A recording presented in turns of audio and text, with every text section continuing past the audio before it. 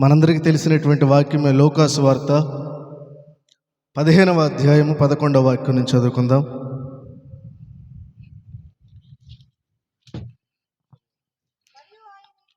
చదివేవారు మైక్లో చదివితే బాగుంటుంది.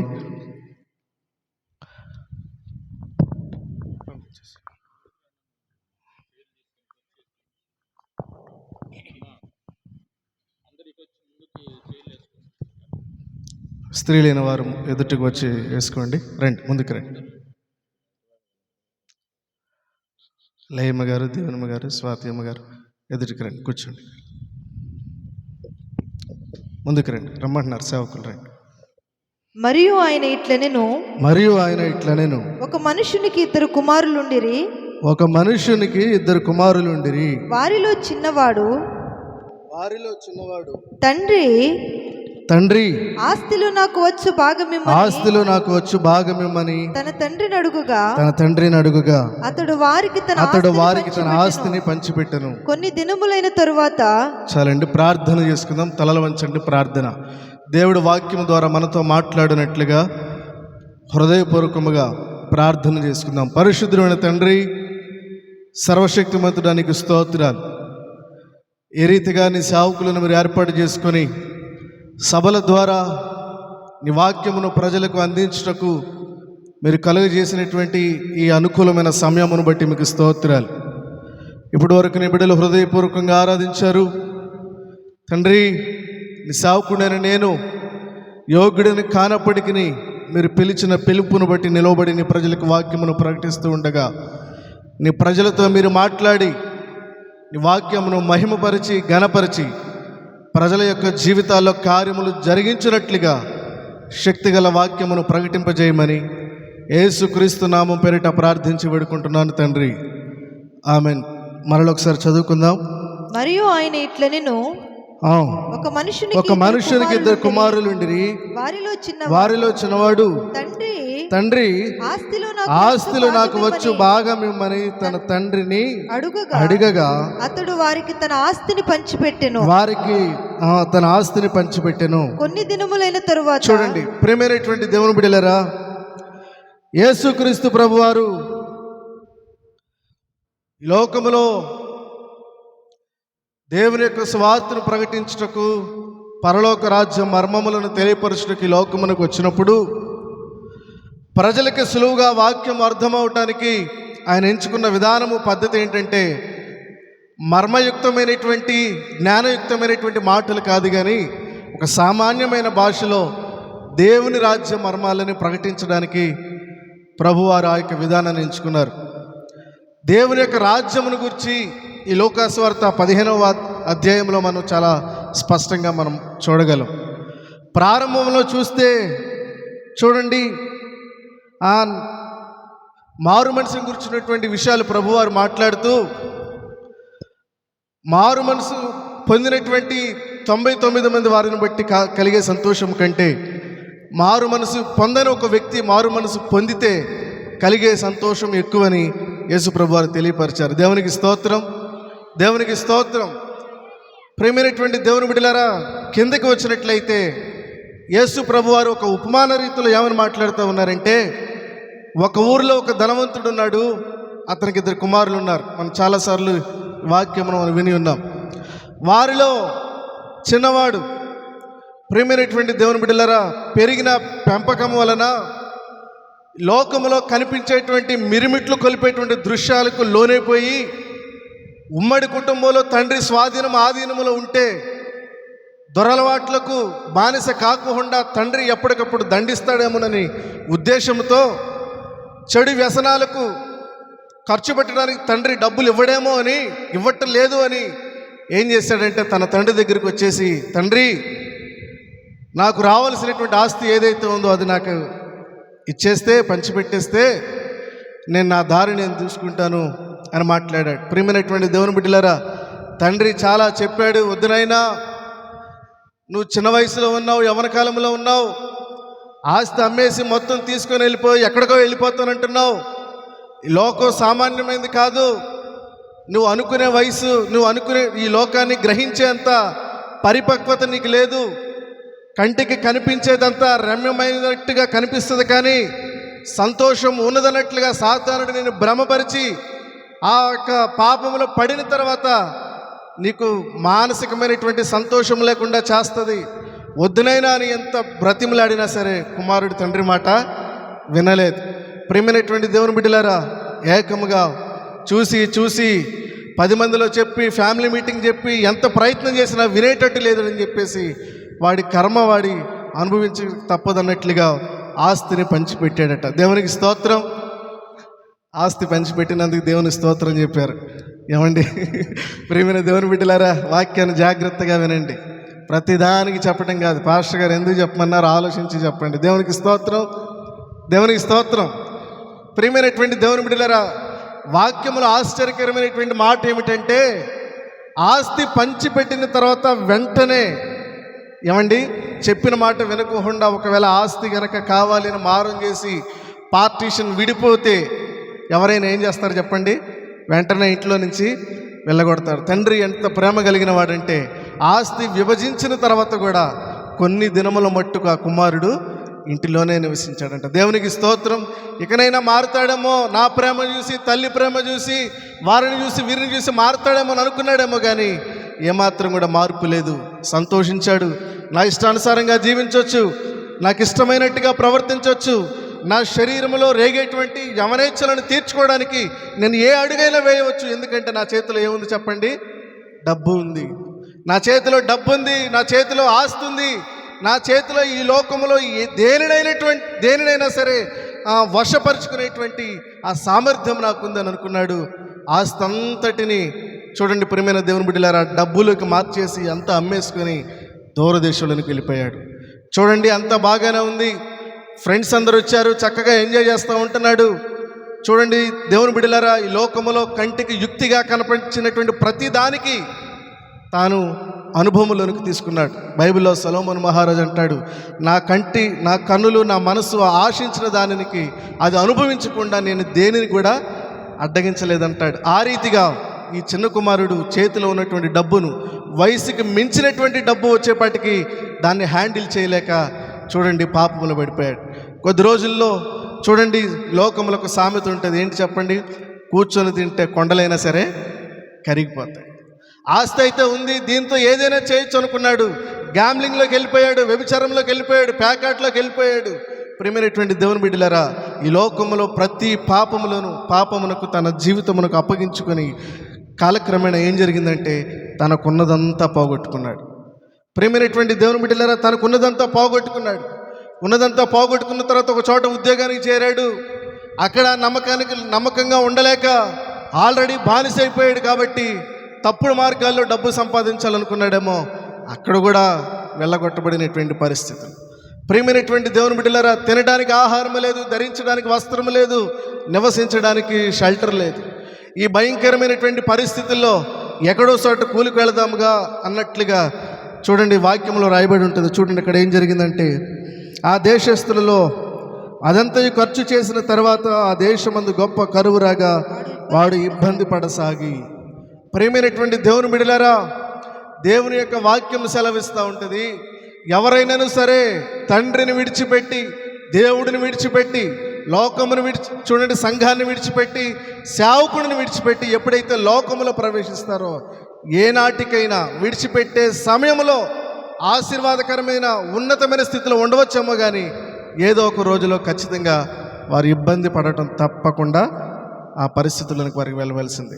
కుమారుడు ఇబ్బంది పడడం ప్రారంభించాడు. ప్రియమైనటువంటి దేవుని బిడ్డలారా, నేను ఏదైనా సాధించగలను, నాకు ఎవరు అడ్డులేరు, దీన్ని డబల్ చేయగలను, త్రిబుల్ చేయగలను అనుకున్నాడు. ఉన్నదంతా ఏమైపోయింది? సున్నా అయిపోయింది.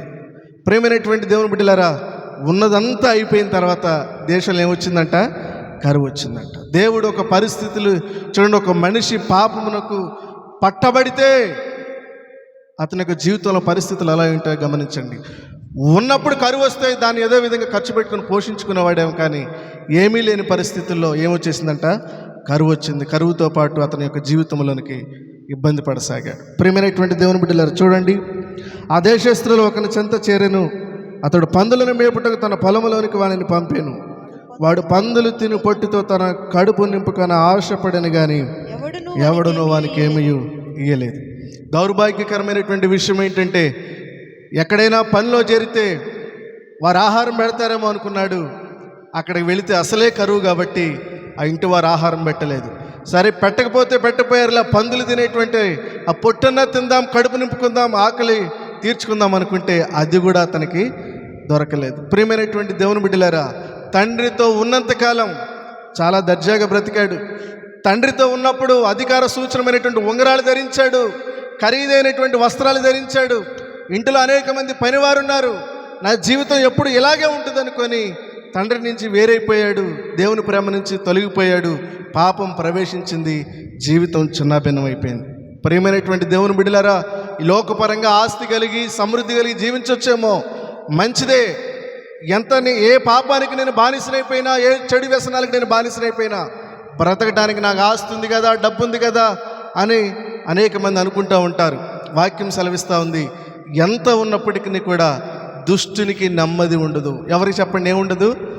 దుష్టునికి నెమ్మది ఉండదు. ఏదో ఒక సందర్భంలో నెమ్మది కోల్పోతాడు.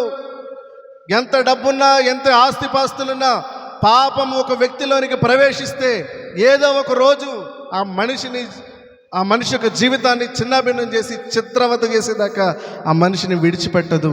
ఇది దేవుని వాక్యం చెబుతున్న మాట.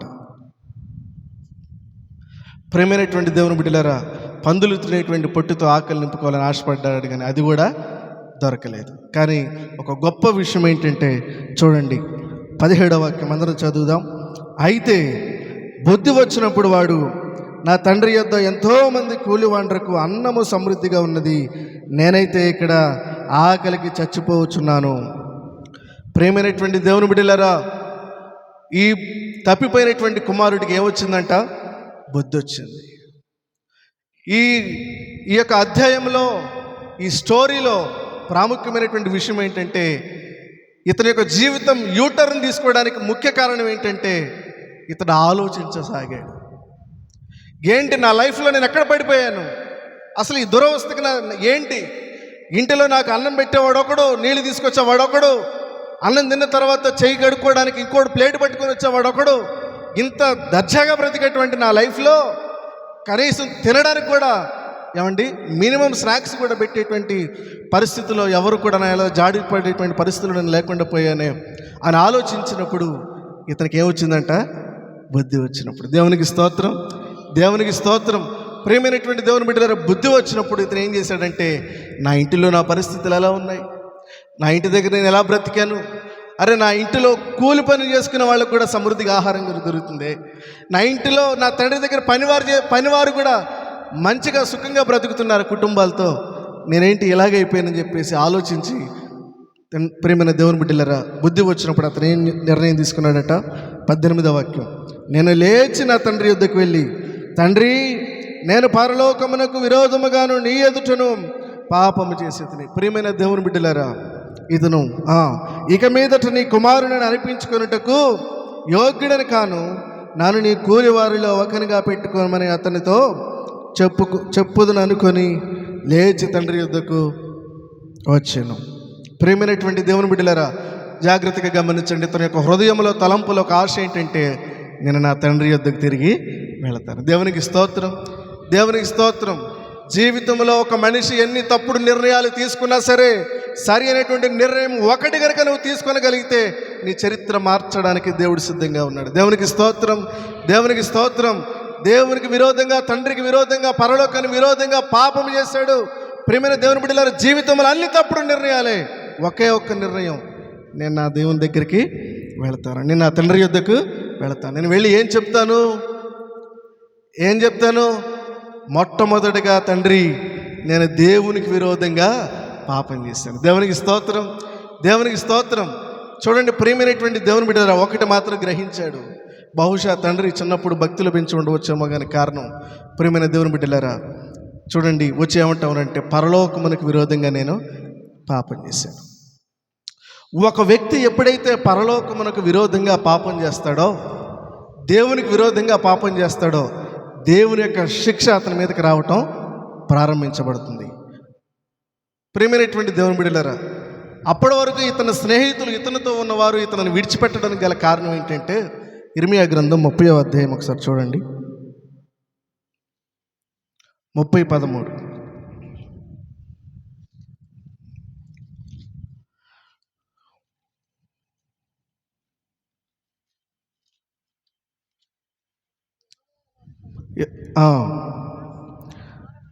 నీ వ్యాధి ఘోరమైనది.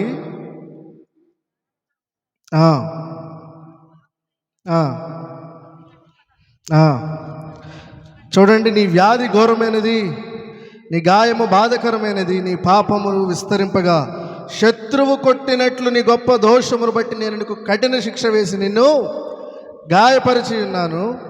కాగా నీ పక్షమున వ్యాజ్యమాడు ఎవడును లేడు, నీ గాయములకు చికిత్స చేయదగిన మందు నీకు లేదు.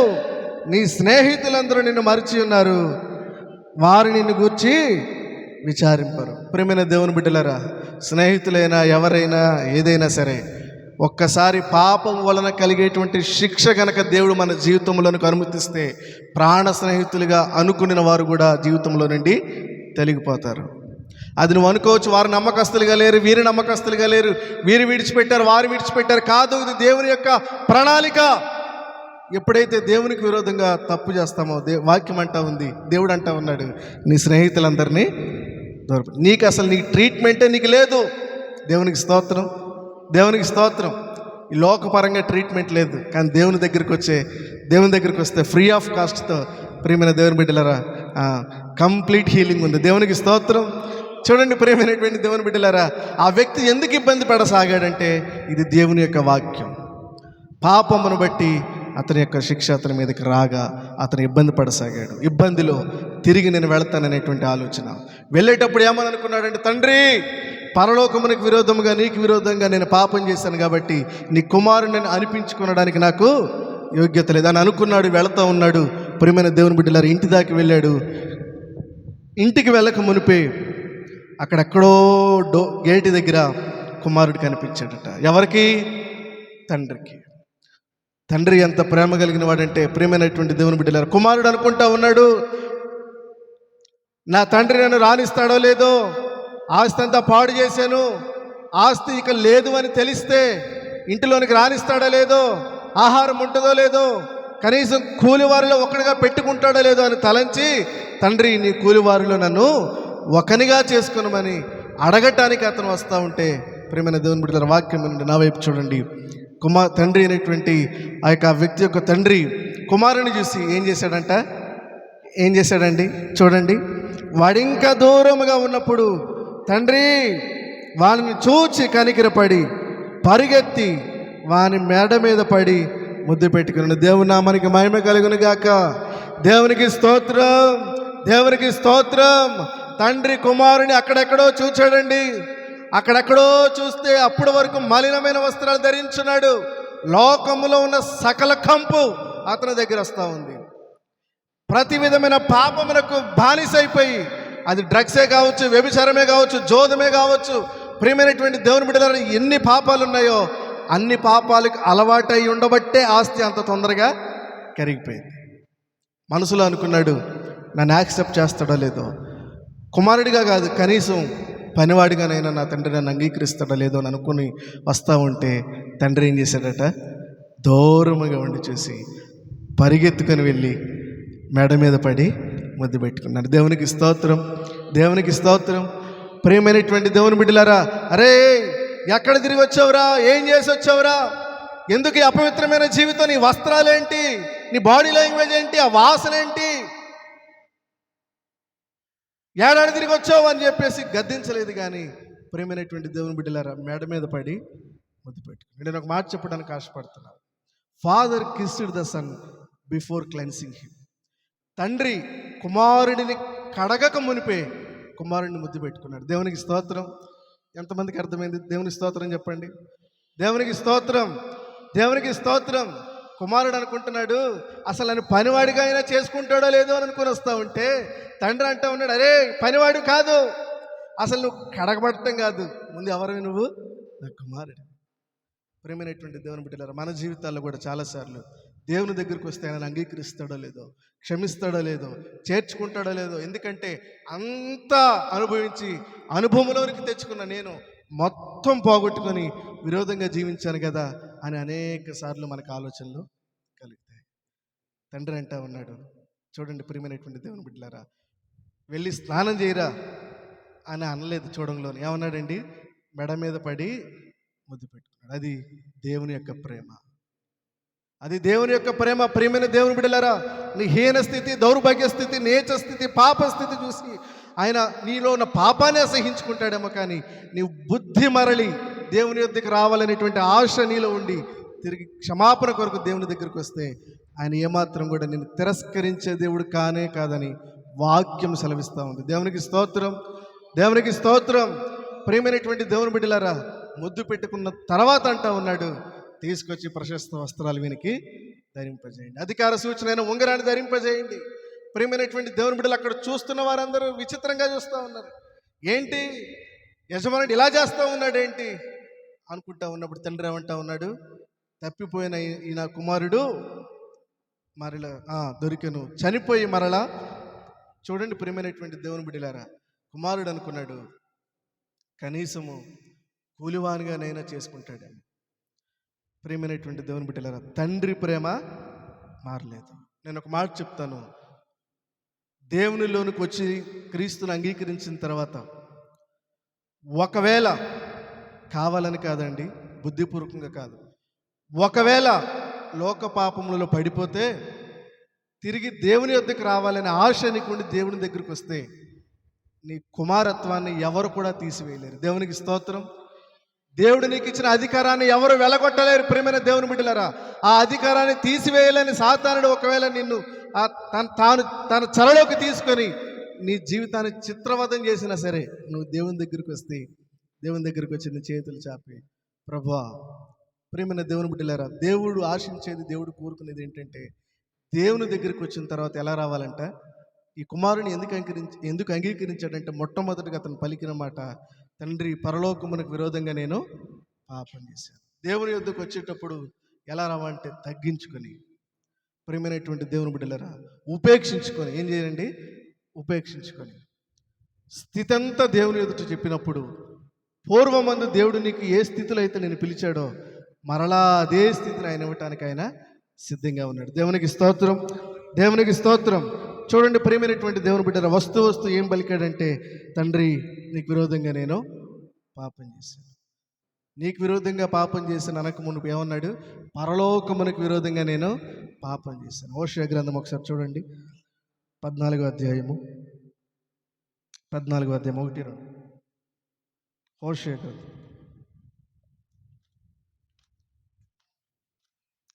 ఫాస్ట్గా. ఇశ్రాయేలు, నీ పాపము చేత నువ్వు కూలిదివి గనుక నీ దేవుడైన యెహోవా తట్టునకు తిరుగుము. ప్రియమైనటువంటి దేవుని బిడ్డలారా, ఏంటంటే పాపము చేత కూలిన వారిని దేవుడు అంటా ఉన్నాడు, తిరుగు. దెర్ ఇస్ ఎ ఛాన్స్, నీకు ఒక అవకాశం ఉంది, నీవు తిరుగు. మాటలు సిద్ధపరచుకుని యెహోవా యొద్దకు తిరుగుడి. ఏమనాలి? మీరు ఆయనతో చెప్పవలసినదేమనగా, మా పాపములన్నిటికీ పరిహరింపుము, ఎడ్లకు బదులుగా నీకు మా పెదవులను నడిపించుచున్నాము, నీవు అంగీకరింపదగినవి అవే మాకున్నవి. ప్రియమైన దేవుని బిడ్డలారా, దేవుడు ఆశించేది ప్రజల యొద్ద నుండి విలువైనటువంటి కానుకలు కాదు, కానీ ముందు మీరు వచ్చేటప్పుడు మీ స్థితిని మీరు ఏం చేయాలి? ఉన్నదన్నట్లుగా మీరు ఒప్పుకోవాలి. మేము పాపం చేస్తామని ఒప్పుకొని అనే మాటలు సిద్ధపరచుకున్న దగ్గరికి రండి.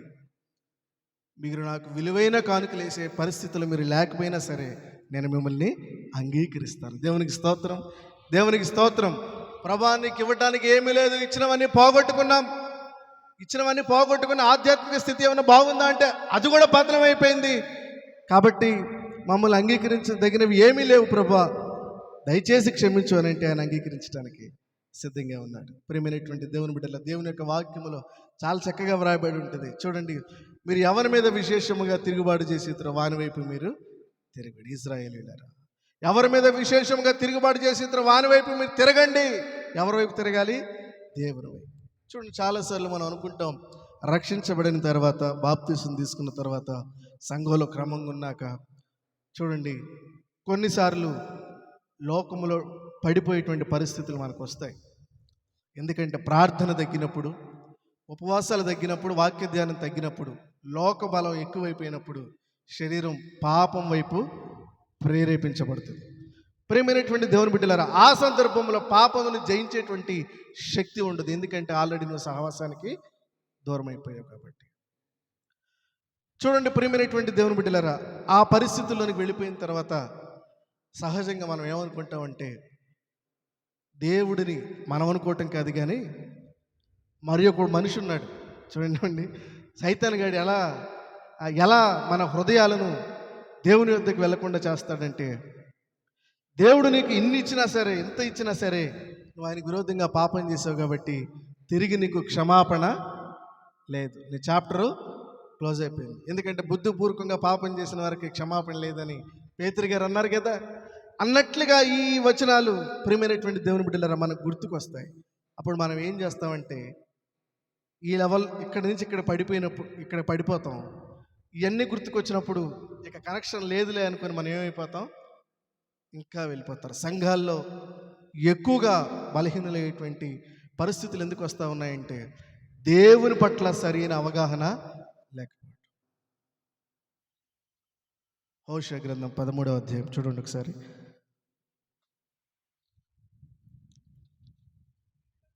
14 చూడండి. ఆయనను పాతాళ వర్షములో నుండి, చాలండి, పాతాళ వర్షములో నుండి విమోచింతురు. అందరు బిగ్గరగా చెప్పండి, ఏ వర్షములో నుండి అండి? పాతాళ వర్షములో నుండి.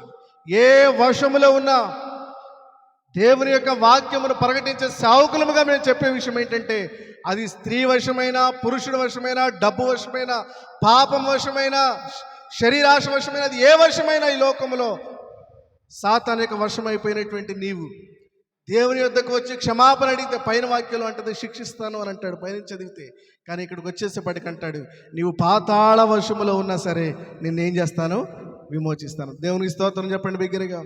దేవునికి స్తోత్రం, దేవునికి స్తోత్రం. ఏ వర్షంలో?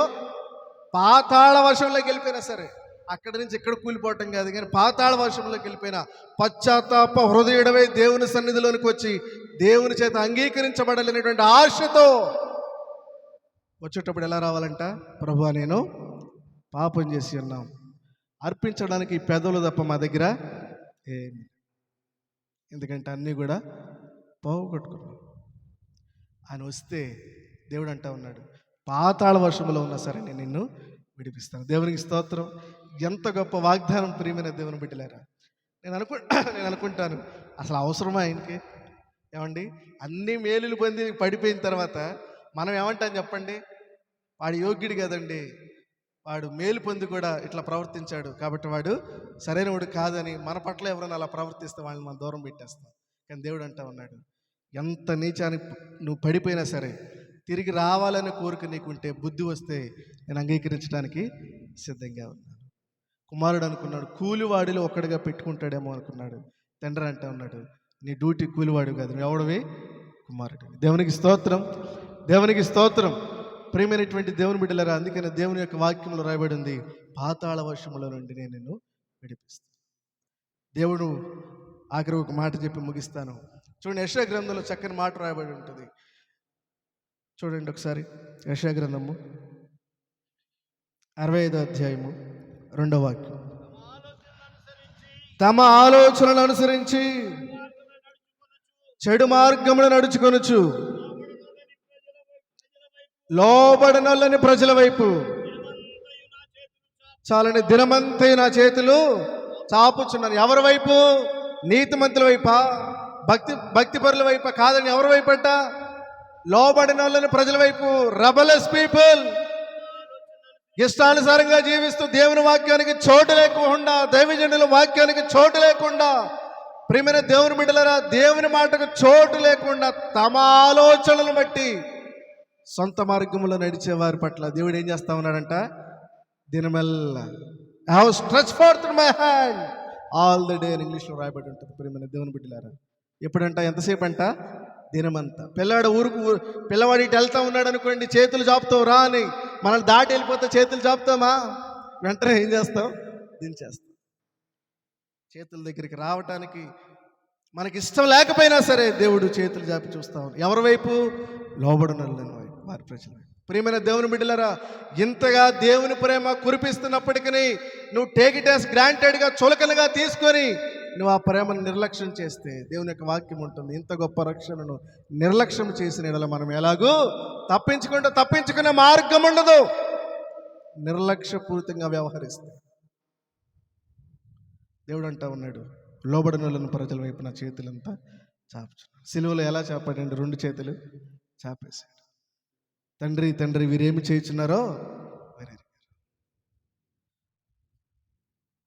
తండ్రి అని స్టార్ట్ చేశాడు. లాస్ట్కి వచ్చేపాటికి మళ్ళీ ఉన్నాడు, తండ్రి నీ చేతికి నా ఆత్మను. తండ్రితో రిలేషన్ స్టార్ట్ అయింది, తండ్రితో రిలేషను ముగించబడింది. మధ్యలోకి వచ్చి 4వ మాట వచ్చేప్పటికి ఏమంటాడు? నా దేవా నా దేవా నన్ను ఎలా చేయ. ఆయన కుమారుడై ఉండి ఫస్ట్ మాట తండ్రి అని పిలిచాడు, 4వ మాటకు వచ్చి ఏమని పిలుస్తూ ఉన్నాడు? నా దేవా నా దేవా. అంటే ఏంటండి? తండ్రి నుంచి ఎక్కడికి పడిపోయింది ఆయన స్థానం? కుమారుడి నుంచి ఎక్కడ పడిపోయింది ఆయన స్థానం? ఒక సామాన్యుడిలాగా, నీలాగా, నాకులాగా, మనందరికిలాగా, ఒక పాపిలాగా, ఒక మాటలో చెప్పాలంటే వాక్యమును బట్టి చెప్తున్నాను, ఎలా అయిపోయింది? ఆయన శరీరములోనికి పాపము వచ్చేసేపటికి తండ్రి అని పిలిచే అధికారం ఆయనకి లేదు. నీకులాగా నాగట్లా దేవుడా దేవుడా దేవా దేవని అట్లా అంటా ఉన్నాము. దేవా అనవలసి వచ్చింది. ప్రేమైన దేవుని బిడ్డలారా, ఆ పాపమంతా మీద వేసుకొని ఆ శిక్ష అంతా అయిపోయిన తర్వాత చూడండి ఏమంటా ఉన్నాడు? మరలా ఆ రిలేషన్ దేవుడు పునరుద్ధరించాడు. ఒకప్పుడు తండ్రి అని పిలిచిన నీవు పాపములకు లోనైపోయి ఆ రిలేషన్ పోగొట్టుకున్నావేమో. ప్రేమైన దేవుని బిడ్డలారా, తిరిగి వస్తే నేను అంటాను నాకు అసలు యోగ్యత లేదు, అర్హత లేదు, దేవుడు నన్ను అంగీకరిస్తాడో లేదో అనుకున్నాడు తప్పిపోయినవాడు. తిరిగి వస్తే ఏమన్నాడు? నువ్వు కుమారుడివి. ఎవరో నువ్వు? నీ రైట్ ఇంకా పోలేదు, నీ బర్త్ రైట్ అది. మనకేంటి చెప్పండి? బర్త్ రైట్ కాదు కానీ క్రాస్ రైట్. ఏంటి చెప్పండి? క్రాస్ రైట్, సిలువ వలన వచ్చేటువంటి రైట్, బ్లడ్ రైట్. మనకేంటండి? బ్లడ్ రిలేషన్ వల్ల మనకు వచ్చినటువంటి ఆ బ్లడ్ వల్ల మనకు వచ్చిన రైట్స్. ప్రేమైనటువంటి దేవుని బిడ్డలు, తండ్రి అని పిలిచేటువంటి అధికారం మనకి ఇచ్చడానికి ఆయన దత్తపుత్రాత్మను మనలో మనకి అనుగ్రహించాడు. దేవునికి స్తోత్రం, దేవునికి స్తోత్రం. తండ్రి, పరలోకమునికి విరోధంగా నేను పాపం చేశాను, నీ కుమారుని అనిపించుకున్న యోగ్యత నాలో 1% కూడా లేదు. నీ కూలివారులు నన్ను పెట్టుకుంటే చాలు, నా లైఫ్ ఇలా గడిపేస్తానంటే తండ్రి అంటా ఉన్నాడు, నీవు నా కుమారుడివిరా. నువ్వు ఎవరివి? నువ్వు నా కుమారుడివి. ప్రేమైనటువంటి దేవుని బిడ్డలారా, దేవుని సావుకునిగా నేను చెప్తా ఉన్నాను, పడిపోయిన సందర్భాలు అనేకమైనవి ఉండవచ్చు మన జీవితంలో. దేవుడు అంగీకరించడానికి ఎల్లప్పుడూ కూడా సిద్ధంగానే ఉంటాడు. అలా అని చెప్పేసి అంగీకరిస్తాడుగా అని చెప్పేసి కనబడతా ఉంటే పరిగెత్తడానికి ప్రయత్నం మాత్రం చేయొద్దండి. చూడండి, దేవుని యొక్క వాక్యం అంటా ఉంది, లోబడిన వాళ్ళని ప్రజల వైపు తినండి. తలలు వంచండి, ప్రార్థన చేసుకుందాం. వెతబడిన వాక్యమును బట్టి సేవకులు అజరే గారు వైర నుంచి వచ్చిన సేవకులు ప్రార్థన చేస్తారు. పరిశుద్ధుడు అయిన మా ప్రియ పరలోకపు తండ్రి, మీ దాసుని ముఖాంతరం నుండి గంభీరమైన సందేశాన్ని మీరు మాకు ఇచ్చినందుకు నీకు స్తోత్రం. పలుసార్లుగా పలు విషయాల్లో తప్పిపోతూ మా చూపు, వినికిడి, తలంపులు, ఆలోచనలు, మా క్రియల్లో తప్పిపోతున్న పరిస్థితులు ఎన్ని ఉన్నప్పటికీ కూడా మా ఆలోచనలన్నీ కూడా తప్పు మార్గంలో నడిపిస్తున్న లేఖనం సెలవిస్తోంది. అయినా మీరు దినమంతా చేతులు చాపుతున్న వాగ్దానం చేసిన దేవుడవు, మీ చేతుల వైపులు, మీ చేతులలోనికి విచ్చేసి ప్రభువా, నీ కుమారులుగా కుమార్తెలుగా స్వీకరించబట్టకు, నిత్యరాజ్యానికి వారసులకు కృప చూపించండి. విశేషంగా వాక్యమిత్రుని మీ దాసుని ఇంకా బలపరచండి, పలు ప్రదేశాలు వాడుకుని మహింపజండి. ప్రేమించిన సంఘాన్ని, కుటుంబాన్ని కూడా ఆశించి దీవించమని యేసు నామమున అడుగుచున్నాను తండ్రి, ఆమేన్.